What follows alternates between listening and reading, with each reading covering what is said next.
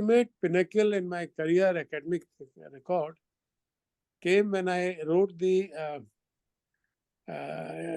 UPSC All India Engineering Services Examination, in which I was first in the country. The book that I will write will be called Contemporary Primer on Jainism. So it is meant for those children, new generation, who know little about their religion.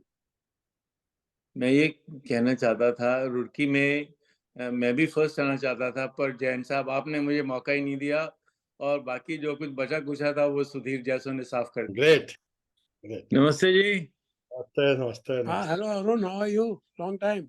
I'm good. How are you? Do you people meet every Monday or what?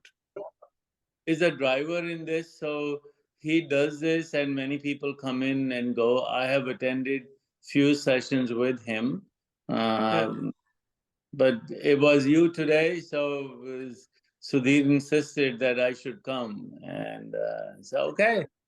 मैं सबसे पहले जैन साहब से जानना चाहूंगा, आपकी जो image थी, बहुत ही ये कॉम्बिनेशन नहीं मिलता है कि आप एकेडमिकली ब्रिलियंट भी हो और face wise also you are so attractive.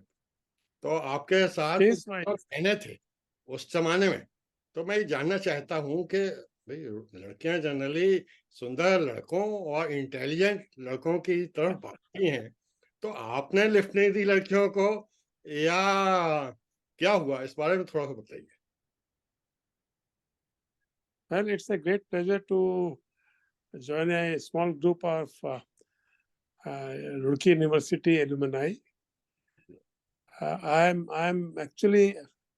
feeling a little uncomfortable about talking about myself, especially the kind of question you are starting with, Sudhir. I have never in my life received that kind of compliment.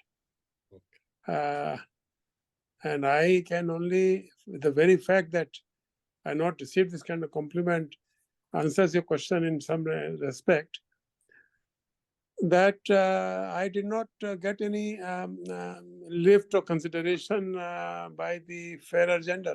ठीक है, right.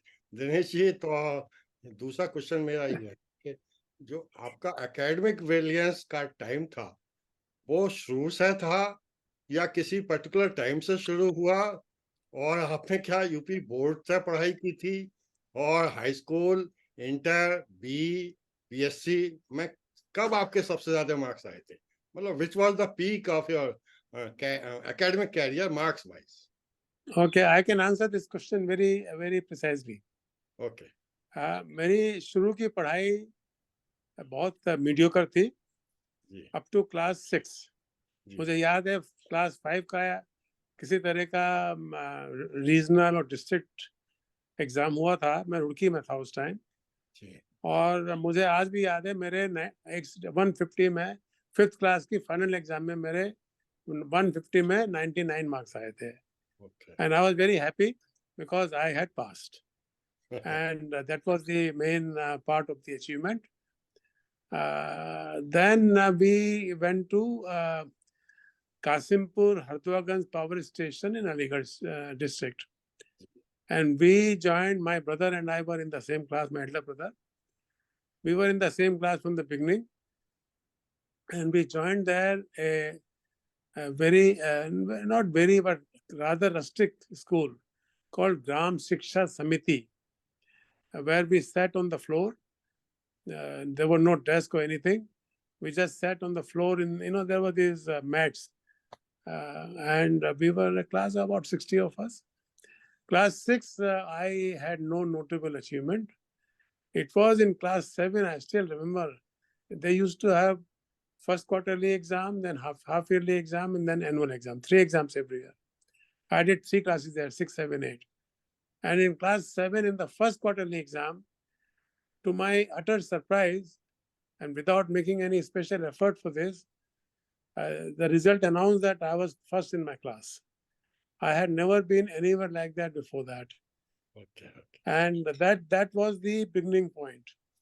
Okay. I think the fact that I stood first sort of spurred me to sustaining that kind of result. And by the time I passed class 10, I had meanwhile shifted to Aligarh Government Inter College, and which was, I think, in those days a good school. I enjoyed going there. मैं भी वहाँ पढ़ा हूँ, And it, मैं भी पढ़ा हूँ। अच्छा, आप हमसे Okay, 2 great. साल सीनियर थे और मैंने वहाँ 69 से इंटर किया था, आपने 67 में कर लिया था। मैं ही जानना चाहता अच्छा, हूँ ओ, परसेंटाइल हाई स्कूल और इंटर में कितना था? हाँ, मैं बताता हूँ। मैं तो मैंने जब क्लास 9 में ज्वाइन किया वहाँ पर, तो फर्स्ट क्वार्टरली एग्जाम में मैं क्लास में 7 था. Then half yearly exam I was I think 4th or something. Right It was by the half yearly exam in class 10 that I was first in the class. There was one other person, one other student with me there who was studying there from class 6 onward. He was very bright. His name was Kundra. And as it happened, he joined the foreign service 1 year after me. And there was one other guy in my class, but in another section, who also joined the Indian Foreign Service, but 2 years after me. So in the entire history of that college, we three are the only ones who made it to the Indian Foreign Service or IAS or anything like that. In fact, 5, 6, 7 years ago, Skand and I and some other alumni from that school and college, we went back to Aligarh just to live those times again and meet old friends. And we also visited the college. And I feel very sad telling you that that college is now not even a patch on what it used to be in our time. We met the principal, we talked to him, we tried to find out why it is like this. But the fact remains that the quality of intake, students' intake, has declined very precipitously. And that is the reason. So I do not know where the lack of support is affecting the college. Anyways, in class 10, board examination of UP, I still remember I had 375 marks out of 500 marks. That is 75%. Okay I was disappointed because I was expecting a little better. Then class 12, we did intermediate again from UP board. I had 350 marks out of 500. That is 70%. I was even more disappointed, but nothing could be done about that. Then we came to Meerut in 1967. I joined Meerut College, which was very close from our residence. And I joined the maths, physics, chemistry stream. There were 7 or 8 sections with this stream in Meerut College. And again, to my surprise, the first examination of B.Sc of first year of first semester exam, I stood first in the college. And in fact, that happened for all the 4 semesters that I was there to finish my B.Sc. And in the convocation in 69, I got, I think, 5 or 6 medals given to me, handed over to me by L.M. Singhvi, well-known jurist. I still remember that. I happened to be in Meerut from Roorkee because meanwhile I joined Roorkee. And then my performance in Roorkee was, again to my surprise, better. In 4 years, I ended with 84% marks. Most of the time, I don't have to say, I was first in the university, or the best senior I was. But the ultimate pinnacle in my career academic record came when I wrote the UPSC All India Engineering Services Examination, in which I was first in the country. In 73. But 73 ऐसा था वो. 73. I was first in all 70. No, I wrote, 73. I passed on Roorkee, and within a month I wrote that examination. Right. And I remember I came to Delhi. I stayed in a locality in East Delhi called Seelampur, where my father had made some arrangement for me to stay with somebody he knew. And I used to go and write the exam there. And I stood first not only in mechanical engineering and railway and all that. I was first in all the branches, Great. including in engineering, civil, electronics, and whatever. Right. I still have that result sheet with me. Great. And I still cannot believe how I could have been first in other branches. I knew nothing about those. I never wrote that papers, but that is how it was. And it was after that is what encouraged me to try to write civil services examination. And that, well, I made it in the first attempt. I wrote the exam in 74. 75, after the interview, I joined. I got the result toward the end of June. In fact, just a week before the emergency was proclaimed in the country. And 76, sorry, July 75, I joined the service. Great. Great, sir. Kundra जी कुछ Thank you. पूछिए आप जैन साहब से उनकी पढ़ाई के मैं ये कहना चाहता था, रुड़की में मैं भी फर्स्ट आना चाहता था, पर जैन साहब आपने मुझे मौका ही नहीं दिया और बाकी जो कुछ बचा कुछा था वो सुधीर जैसों ने साफ कर दिया। मैं to tell you frankly, Arun, मैं जब रुड़की गया तो मुझे कोई एक्सपेक्टेशन नहीं थी कि मैं फर्स्ट आऊंगा या मुझे फर्स्ट आने की कोशिश करनी चाहिए. Just like I used to study, I studied in Roorkee, like before that in Meerut, Aligarh, and without any expectations or without aspiring for any grade. But it was again, I was surprised when I was first after the first semester.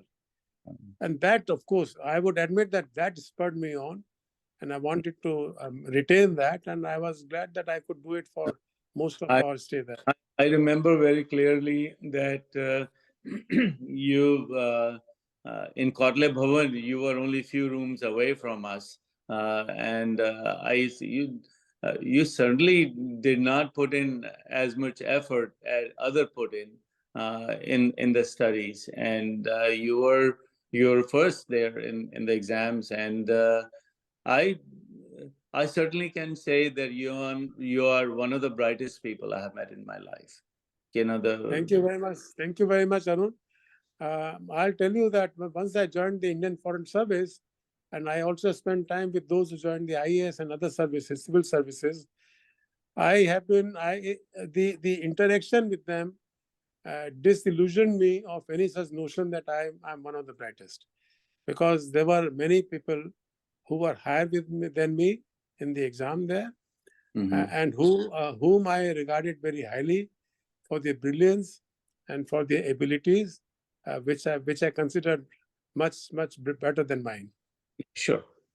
Well, that's a humbling effect that we all need to feel. We feel that, hey, those who want to do something like that, there's always something to learn. You know, we learn all through our lives and wherever we are. But certainly, you're way up there in mine. In the people I know, I have met over the years, and I think you're certainly one of the brightest in the list, I feel. And I got a lot of respect. Thank you so much. I feel very humbled In that.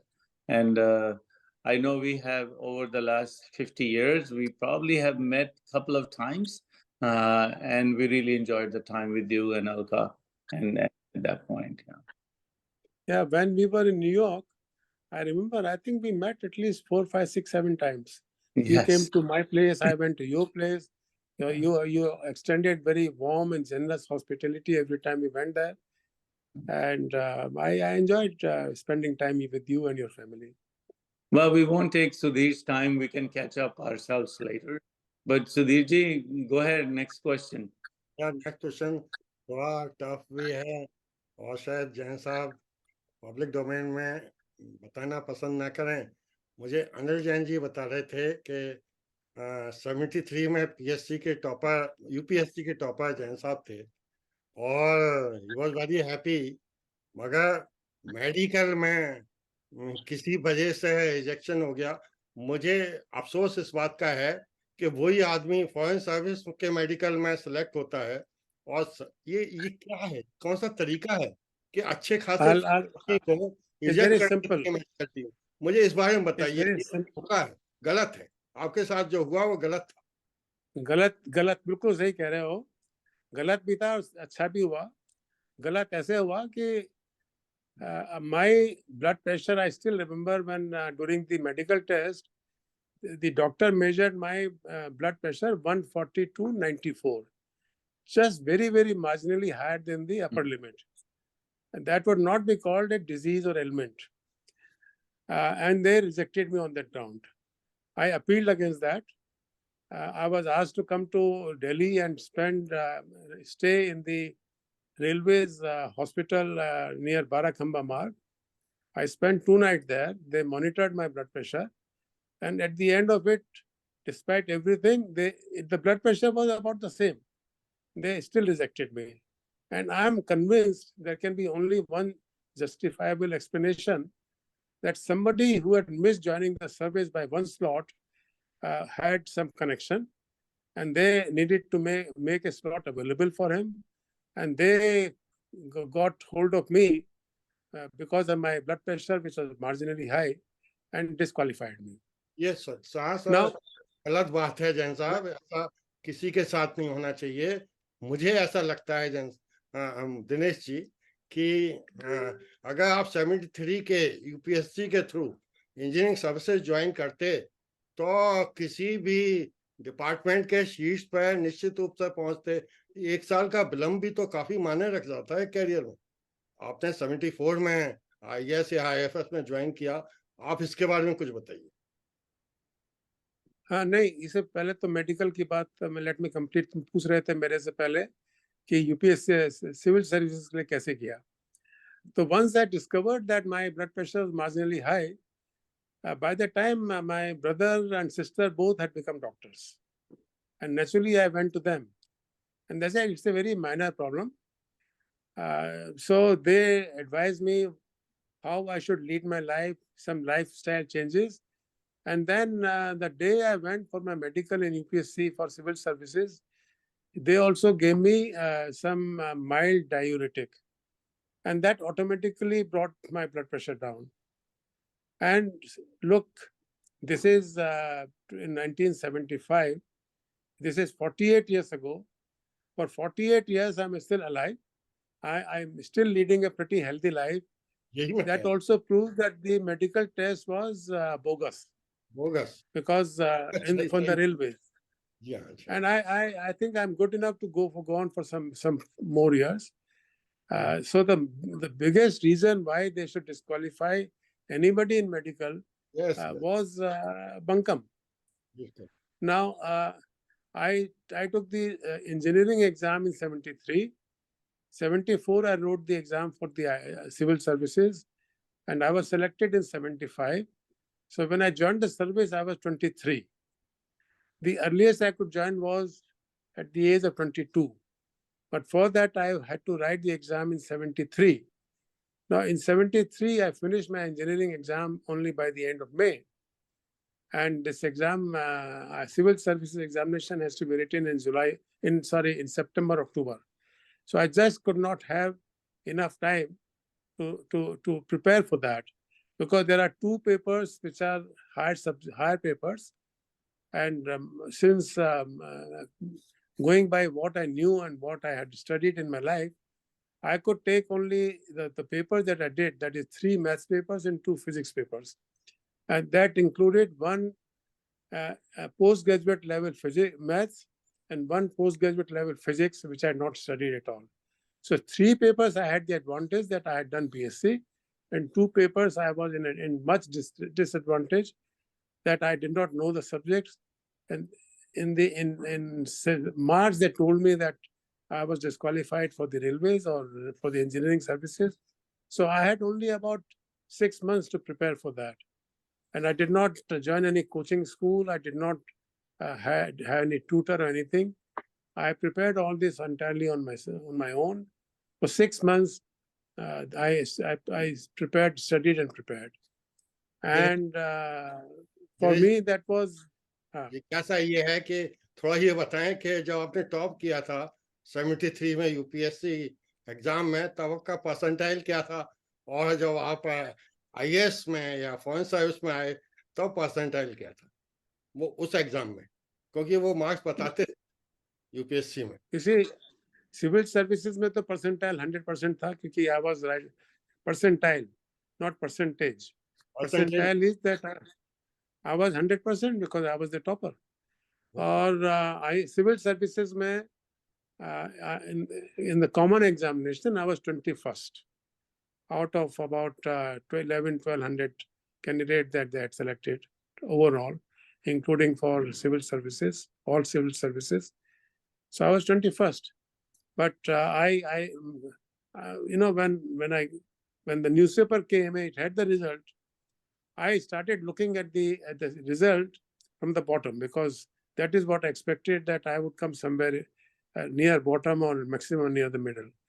And I was very disappointed that I went up the list and I couldn't find my name until I had reached near very top, 21st, and then I was surprised to find myself there.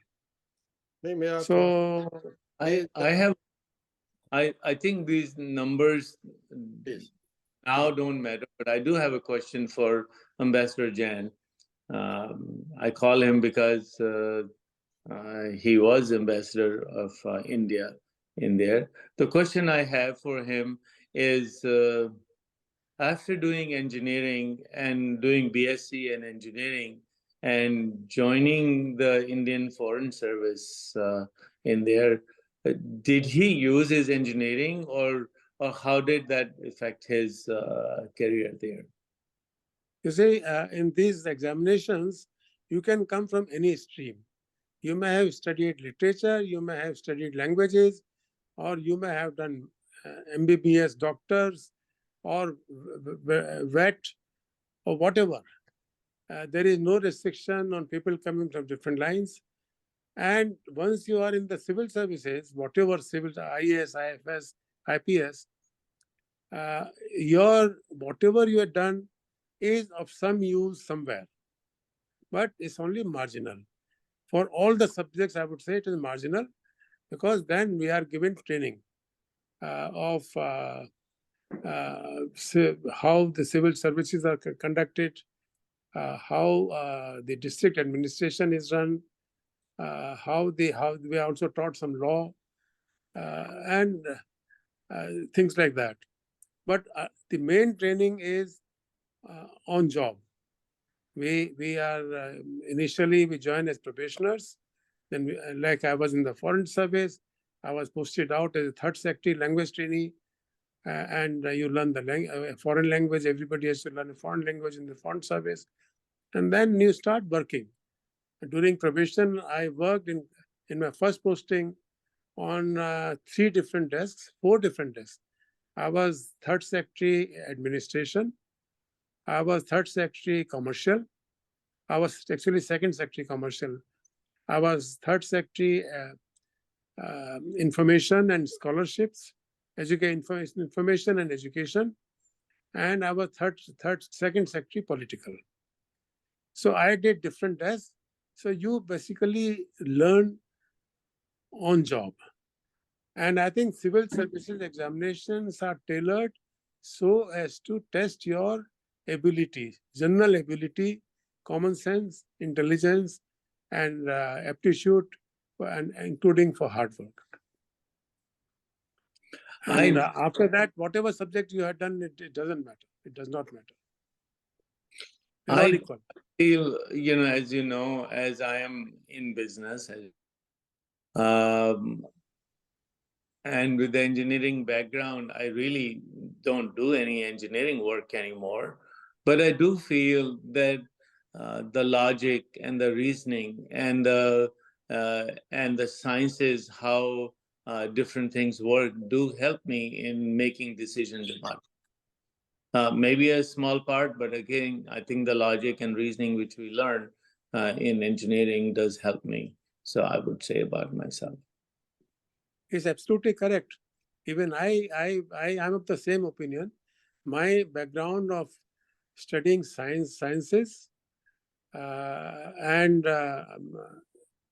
engineering did help me in making me think in a logical way and in a precise way. That did help me.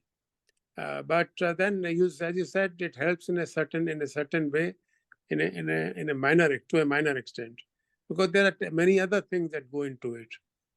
So everything is helpful, and you are not asked any questions. You're not given any assignments depending upon what you have studied. That once you join the service, you're all everybody is equal, and regardless of your background, you are given the same kind of jobs. So, going further on the same what I said in there, do you think that having a science background and engineering background, because you have a logical thinking mind, is a hindrance in performing some of the tasks? Yes, of course. Like, we were also given training in cipher coding and uncoding. Because, there are messages that go between headquarters and missions in cipher.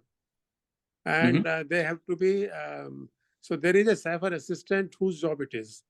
But cyber assistant, like everybody else, is entitled to certain leave during his tenure. And then they need a standby. And generally, the junior most officer has to do that. But there are small missions where there are only 2 officers, and even the ambassador may have to do that. So there is a cipher training. And in cipher training, where there is a code and all that, and I could do it fastest among all in the batch. I mean, I did not even need to look at the code. I could do it all. I would do everything mentally, and I did it very fast compared to others, and they were all amazed how I could do that. It was again the background that I came from. Yeah, I learned some of that when I was in Indian Navy. At that point, I learned some coding and some other stuff in there. But question I asked was, is this a hindrance? Is it stops you from thinking logically? Because many of the magicians feel that their favorite audience is engineers, because they think in a certain reasonable way, and magicians just bypass that and throw us away. I think the 3 factors are common sense, intelligence, and the way your mind works, depending upon your background studies, education. I think all of these are assets, not only in your job, but generally in life. In life. But then everybody else who came from different streams, each of them had certain advantages of the background. So I would not try to say that this is superior to others. I would say all of us were equal, and all of us had to work similar jobs. I got whatever assignments I got during my 37 years in the foreign service. None of that was decided depending upon my education. In fact, most times they did not even ask you. They did not even know what background I came from. They gave me assignment depending upon my reputation, depending upon the kind of jobs I had been doing, and depending upon what my bosses may have spoken about me. So I don't think it is an advantage or disadvantage. Everything happened in the normal course. Thanks, Dinesh. Very good. Excellent answer. Thank you. Sudhir, back to you. मैं ambassador DK Jain साहब से जानना चाहूँगा, उन्होंने तमाम country में सेवाएं की हैं, यूएनओ में भी भारत को रिप्रेजेंट किया है। वर्तमान में जो क्राइसिस चल रही है यूक्रेन में और हवास में, मुझे वन लाइन समय कम है, आप टीवी चैनल पर भी आते रहते हैं और आपका हॉबी भी ये है कि थिंक टैंक की तरह से विदेशी राजनीति और विदेशी नीति के बारे में आप चर्चा करते रहते हैं। तो आपको क्या दिखाई देता है कि अंत क्या होना है इन दोनों जगह? You see, these are all what is happening in Ukraine and what is happening in Hamas. These are all political conundrums, and well, the Palestine issue is with us since 48, and even before that, it was a issue about what to do with Jews in Europe. So Europeans played it very smart when they won the First World War. They didn't want Jews to live among them. They gave, and Palestine area had come under British control, British having defeated the Ottoman Empire of Turkey, and all this area came under them. And Jews had a certain preference for this area because historically or mythologically, I do not know, I'm not sure about that, this was the land of the Jews. But after 2000 years, this had become the land of Palestinians. So Europeans killed two birds with one stone. They got rid of the Jews by giving them a land, and they thought that they had solved the problems. So they sent them here. United Nations is a handmaiden of the major countries, big powers, the P5 as we call them. And so they did not think of the Palestinians where they will go. And Palestinians naturally fought against it. And they're still fighting about it. And they are fighting a losing battle.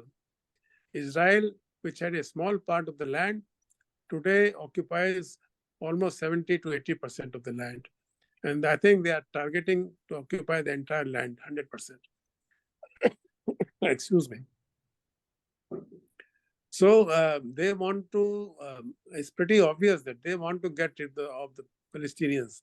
And that's why they want Egypt to provide land for them in Sinai desert so that they start moving down there and they can gradually control the entire land. So there is no easy or early solution. 1.5 years, almost 2 years now, and still there is no solution visible. So these are political conundrums. We are better off than in the past when the same countries went to World War I and World War II. This time, at least, it is not. There is no world war. It's localized, basically. So this happens. This is part of life in the world, political life. This is what happens, and this will keep happening for some more time. It's a process of evolution. So there are no easy solutions, but ultimately there would be solutions, and maybe there'll be no solutions. Like Palestinian, this Israel-Palestinian problem has been there since 1947. In fact, since 1945. In fact, since 1918, when the British Foreign Secretary Balfour gave the Balfour Declaration, promising Jews their homeland in Palestine. And similarly, they played a very crucial role in the breaking of the Soviet Union and all these states, 15 states that came into being. And they were playing politics by offering Ukraine NATO membership so that NATO will be there right on Russia's border. They are still treating Russia like during the Cold War, whereas Russia is not interested in a Cold War. They would like to concentrate on their own national development, like all countries do, but the big powers did not want that. They wanted to control Russia somehow. They were not very happy with Putin, and that's why this problem has assumed these difficult dimensions. Thank you DK Jain साहब, 4 minute बचे हैं. मैं चाहूंगा आपके book के बारे में थोड़ी सी चर्चा कर लेते, और अगर इसके बारे में तो दोबारा जुड़ लेते हैं, क्योंकि समय खत्म होने पे है और आपके मन में जैनिज्म के विषय पे बुक लिखने की इच्छा क्यों जागृत हुई और क्या आप नई बात बताने वाले हैं उसके बारे में थोड़ा बता दें और फिर कुंदा इसको समापन करें। Okay. I think it's a very fair question. कैसे ये जिज्ञासा मेरे मन में जागी? I am a Jain. I come from devout Jain family. My parents, my grandparents, everybody, both my mother's side and maternal side and paternal side. But I was always mindful that I did not know much about my own religion, why we do many things. And after my retirement, I started reading about Jainism. So I understood a few things. Now, the extent that we knew, myself and my siblings, I find that our children and their cousins know even less about Jainism. They just write Jain after their name, nothing more than that. So I read up about the religion, and then it occurred to me that I can write kind of a primer on Jainism, whose copies can be distributed even free among schools and libraries and colleges and all that, so that people know a little more about it. Because like every other religion, Jainism has certain virtues, certain good points, which is of value. So that is what I thought, and in fact, I have the title in my mind. I have not started writing the book yet, not exactly. It's taking me time, but the book. Great. And so that is what it is. I do not know how much time I'll take before I write this. साहब को धन्यवाद दीजिए और किताब के बारे में कुछ जानना चाहते हैं वो बताइए। दिनेश जो है वो जो उन्होंने अपनी बुक के बारे में बताया, I am so excited. I think not only for it is for the Jains important and the new generation, but also people who are not of Jain faith. I don't use the word religion because it's got a different connotations. I think faith and dharma probably are the more words I will use for that. But I think it's great. I'm looking forward to it. I agree with you on that, Arun. Faith is a better word than religion. Yes. Yeah. Because Jains are not extremists at all in any sense of the word. Yeah. So I think faith is the right word. And also the dharma word, you really cannot. हम लोग English में loosely religion use करते हैं, तो dharma does not fully say the religion. Religion is only part of that. Yeah. You're right. Very right. Okay. So we can talk about it some other day. Yes. I did not know that you have only half an hour today, but we can talk about it some other day if you want to. But it is so nice to see you, Dinesh, and Thank my you. respect to Alka and love to the children. Okay. Thank you so much. Thank you. Thanks to both of you. Thank you, And Kundra. thanks to all other batchmates who might find time to look at this recording. Yes.